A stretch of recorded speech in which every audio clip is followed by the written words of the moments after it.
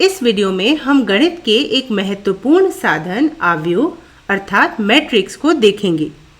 वास्तव में आव्यूह की संकल्पना का विकास रैखिक समीकरणों के निकाय को संक्षिप्त रूप से लिखने तथा हल करने की विधियों को प्राप्त करने के फलस्वरूप हुआ है।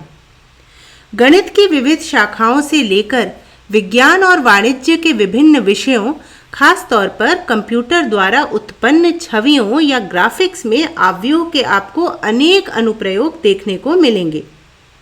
तो आइए समझते हैं कि आव्यूह क्या है। इसका उत्तर बहुत आसान है। आव्यूह संख्याओं का एक आयताकार क्रम विन्यास है, यानी कि रेक्टेंगुलर अरे है। चलिए इसको कुछ उदाहरणों की सहायता से समझते हैं। यह एक आव्यूह है। ये जो संख्याएं आपको यहाँ दिखाई दे रही हैं, यानी कि 1, 0, -7, पाई, 5, 11, ये संख्याएं इस आव्यूह के अवयव या एलिमेंट्स हैं। इन क्षैतिज या हॉरिजॉन्टल रेखाओं को हम आव्यूह की पंक्तियां या रोज कहते हैं। इसी प्रकार से इन ऊर्ध्वाधर यानी कि वर्टिकल रेखाओं को हम इस आव्यूह के स्तंभ या कॉलम्स कहते हैं। दिए गए उदाहरण की बात करें तो इसमें 2 पंक्तियां हैं और 3 स्तंभ। अतः हम ये कह सकते हैं कि पंक्तियों की संख्या बराबर 2 और स्तंभों की संख्या बराबर 3। इस स्थिति में दिए गए आव्यूह की कोटि या ऑर्डर होगा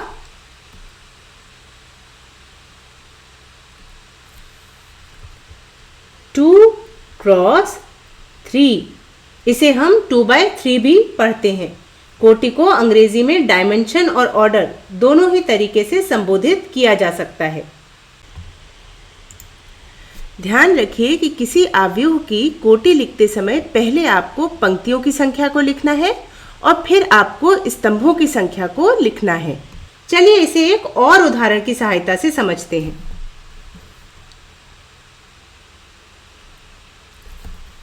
यहाँ पर जो आव्यूह है उसके पास एक ही अवयव है, जो कि है संख्या 1। इस आव्यूह के पास एक ही पंक्ति है और एक ही स्तंभ। अतः इस आव्यूह की कोटि होगी 1/1।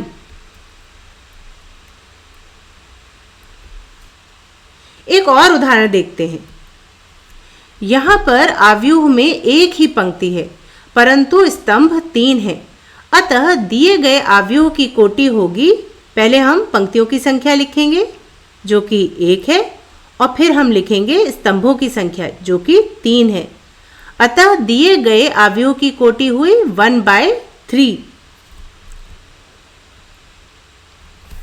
अब इस आव्यूह में हमारे पास 3 पंक्तियां हैं और 2 स्तंभ हैं, इसलिए इस वाले आव्यूह में हमें कोटि मिलेगी 3 क्रॉस 2। तो अभी तक आपको समझ आ गया होगा कि आव्यूह संख्याओं की सारणी के जैसे हैं। मूल रूप से आव्यूह संख्याओं या सूचनाओं को प्रदर्शित करने का एक संक्षिप्त साधन मात्र है। आव्यूहों के हर एक अवयव का एक सुनिश्चित स्थान है। यह बात कंप्यूटर ग्राफिक्स की दृष्टि से बहुत ही महत्वपूर्ण है। जैसे आप सोच सकते हैं कि ये संख्याएं किसी निश्चित बिंदु पर रंग की तीव्रता को स्पष्ट कर रही हैं। आव्यूह की सहायता से हम इस बात की जानकारी दे सकते हैं कि कोई वस्तु किसी नियत बिंदु पर है या नहीं। जब आप आव्यूह बीजगणित से अवगत होंगे तो आव्यूहों के ऊपर परिभाषित कुछ वैसी ही संक्रियाएं देखेंगे और सीखेंगे जैसी आपने संख्याओं के साथ देखी थी। आप देखेंगे कि कैसे आव्यूहों को जोड़ा जा सकता है, कैसे उन्हें गुणा किया जा सकता है।